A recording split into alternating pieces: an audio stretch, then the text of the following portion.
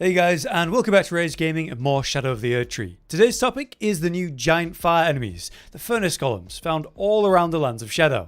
By killing each of the 8 total golems found in the DLC, you'll get a new tier per kill to put into your wondrous physics. Some of those have high value for different builds and could be very impactful on your gameplay. So today I'm covering every furnace golem's location, how to get to that place, what each golem drops, and some advice on how to actually beat them. So let's begin. We start with how to beat them because there's a couple kinds to be aware of. If you're facing one with the exposed legs though, it's not really a problem. With most any weapon, you can run in there and melee a leg over and over until it staggers. I usually just target one specific leg until that stagger occurs. I found that there will be 2 mini staggers before the true stagger though, which will interrupt the golem each time they happen. In any case, we aim to deal enough damage to trigger a full stagger, which will cause it to fall to its knees and then fully fall forward, facing either left or right, depending on the leg you're actually attacking. It'll lay there for a really long time though, so don't panic. These critical hits on the face are massive damage. Just 2 of those will kill any of the golems. But if you have it as an option, do be aware you can use range attacks to damage the different plates, like the face plate, even when it's fully standing. But what about the attacks of the non-armored golems you need to worry about? Well, like I said, once you're up against it, attacking the legs, it comes down to a simple gameplay loop. Your key goal is to always jump over the fire slams because there's 3 main kinds. The one leg slam is easy to avoid. It lights up and then there's a slam. You just jump it right as the leg comes down. Or there's 2 in a row, and then finally there's the one where it lights up both legs for a double jump, slamming down at the same time. That results in a massive explosion around the golem and then also the usual fire on the ground after. To avoid that, you just want to run back and away. The explosion can be outranged, but you'll still need to jump the fire wave that comes after, so I usually jump right as the explosion pops. Now, there is of course more attacks than that. The range shots, the fire whirlwind, the fist slam, 4 swings in a row, the grab attack, but all of that's not that relevant. If you try to stay under or behind the golem at all times, other attacks like the punch or grab are pretty easy to avoid. Every time it turns, you stay under and go behind, so I only really have to worry about the jump slams. Also, as another detail,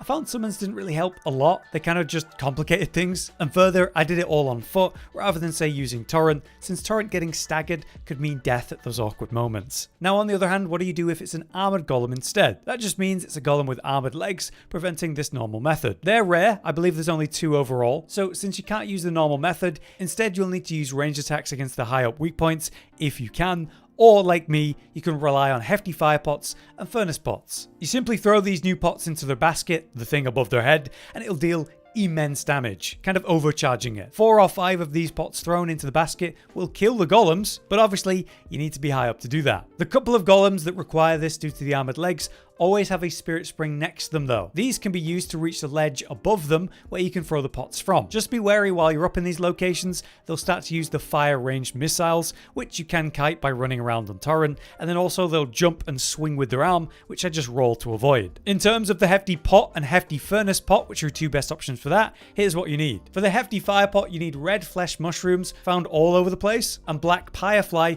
also found all over the place but usually in fire areas or where there's like military camps. Then we have the hefty furnace pot, again the same mushrooms, embers of Messmer, which I find mainly in the Shadow Keep, and then the furnace visages, which you find after defeating the golems and also where golems are. To craft those, you're going to need the recipe though, so I'm just going to quickly show you those locations. Unfortunately, they're both in the first zone, the Gravesite Plains. So come to the Scorched Ruins on the south side. Facing it and looking north, we can just kind of enter it and veer slightly east to get up these stairs, and right here on this body, that's the recipe for the hefty fire pot. For the hefty furnace pot though, we're going to come to the north side of the Gravesite Plains. The nearest grace here is the Great Bridge North. Here you can head down southeast down this route until you come to the Rundown Traveler's Rest. So let's just run in a straight line over there. So as we get closer, you're going to see the shack come into view. There's a few items on the ground and also on the body where we can get some of those crafting materials we spoke of. And then on the body, you've actually got the recipe for the furnace pot. So with that guide on how to beat them based on the type and the resources you might need for the armored leg type, let's now cover all the locations and rewards. Starting with the first one, which I'm sure you're going to be aware of,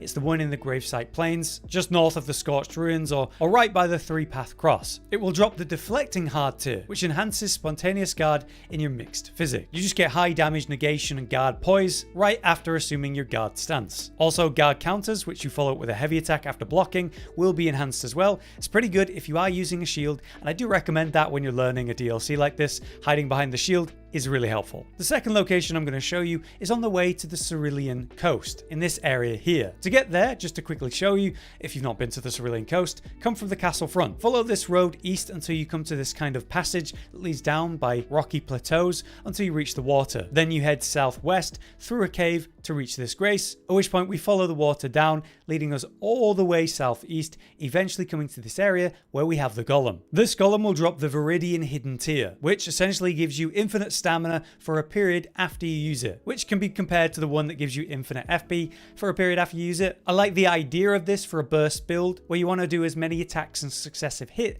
as possible. There are quite a few meta builds around that, so this could be very good. Let's now come to the Scadu region where we have the Shadow Keep, and in this military camp dead in the center is our next Golem target. Again, it's just a standing one, but there are enemies around which I recommend you clear out before challenging the Golem. This Golem will drop the Crimsonburst dry tear, gradually restoring the health of one's allies over time, but has no effect on the imbiber. So I guess this is going to be pretty good in co-op playthroughs, which I don't really do, but having a heal for your ally who's just taken a hit while you're safe, I could imagine that's really helpful in co-op. Next, in the same zone or region technically, we have this area over here called the Church District. The Golem is right here on the path. To reach that location for the first time, you need to come here to the Morth Ruins. By passing into the Morth Ruins and going on the northeastern side, there's a little passage that leads into the ruins. Drop down there and progress through, and eventually you come out the other side to the Bonnie Village. At which point, you can just cross the Bonnie Village and begin crossing the main bridges leading to the next Grace bridge leading to the village. So we just head up here and we'll encounter it. This will be your first Golem that's got the armored legs though. But as you can see, there's a spirit spring right next to it. So just hop on up there, let it get close, and then throw roughly 5 hefty fire pots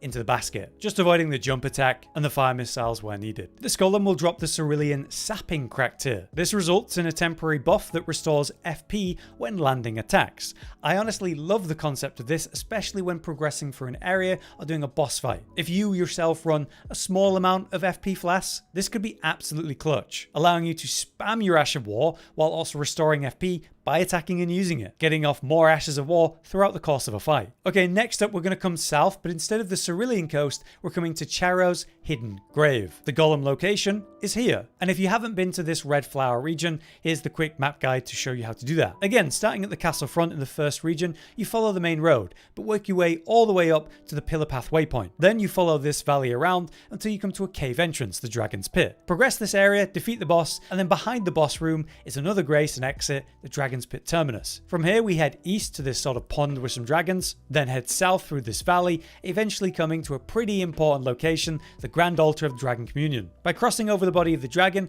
you'll encounter the Red Flower area, then you just progress this west and northwest until you hit the grace, Charo's hidden grave. From here we'll head northwest so we can cross to the final region, where we can very obviously see a big Golem on a hill, and behind that Golem is another spirit spring, because this is another armored Golem. Again, just go up onto the ledge above with at least 5 hefty fire pots ready, and then throw those fire pots into the basket successfully until it's dead. This Golem will drop the Glovewort Crystal Tier, which essentially buffs the attack power of summoned spirits for a period. If you are heavily relying on summoning, I could see this being quite useful. Alright, so for our next Golem location, we need to come to the Ancient Rao Ruins, and it's exactly here in this little pond or lake. The thing about the Rao Ancient Ruins is it requires you to go through the Shadow Keep to reach. As a quick guide though, just enter the Shadow Keep, you'll enter and defeat a boss, and then you'll have the main gate Plaza Grace. By progressing through this area, you'll eventually come to a high bridge, which then has a ramp leading back down with a door you can lock back to the first grace. From there, you can make your way to the heart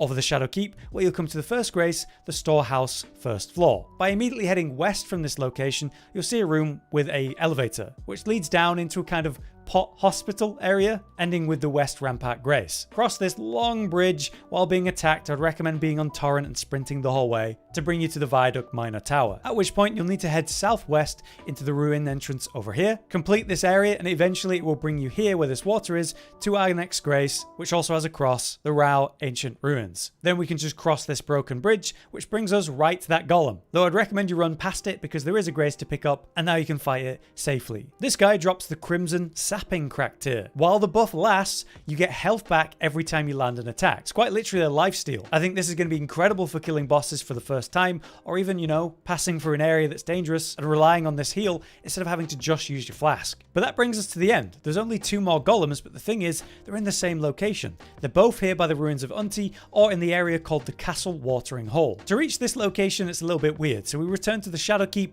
the main gate plaza. If you've unlocked the shortcut, you can go straight up the ramp to the high bridge here, or just progress through it like I said, coming around, eventually come to the high bridge, coming around and unlocking that shortcut. When you're ready though, you can come back to the center of the main bridge. This time, we go to the east, where there's a ladder on the north side. We drop down there, and right next to you there's a kind of waterfall entrance. This leads into a sewer area with a painting room. In the painting room, there's actually an illusion wall we can break. Passing through here, we find this strange, suspicious coffin. When you enter it, it will transport you to the Castle Watering Hole location, and now you're where the final 2 golems are. By heading southeast, you'll encounter the first golem, which will try to ambush you by coming out of the water. It's straightforward, there's no armor on this one, just kill it. This one drops the oil-soaked tear, and while the buff's going, the imbiber will break out in an oily sweat, soaking nearby enemies in oil. Obviously, oil-soaked enemies are much more vulnerable to fire damage, so if you're running a fire build of any kind, like me, you can enhance the burst of your fire damage greatly. And with the new Messmer style incants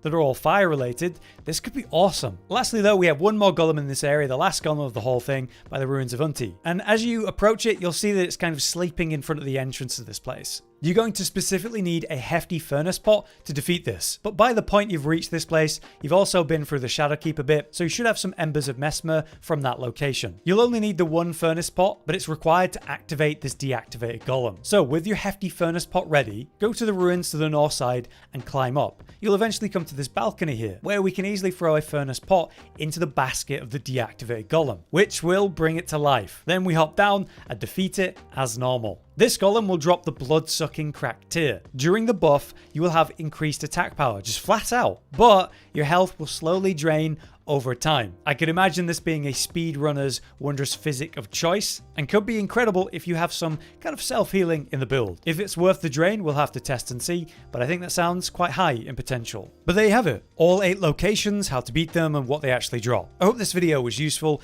and if you have anything you'd like to add, you can drop it in the comments. Maybe it'll help someone. If you've enjoyed the video, remember to hit like, but for now, I've been Hollow, you've been you. Thank you for watching. Josh, Cotton, and Hollow with the videos, dropping the humor like a hammer on your tippy toes, bringing entertainment on a daily arrangement to take our insanity and turn it into entertainment. Yes, I said entertainment twice, to reiterate that it is nice to look into your faces on a mostly daily basis when you let us in your homes to make the whole world a stage. Goodbye.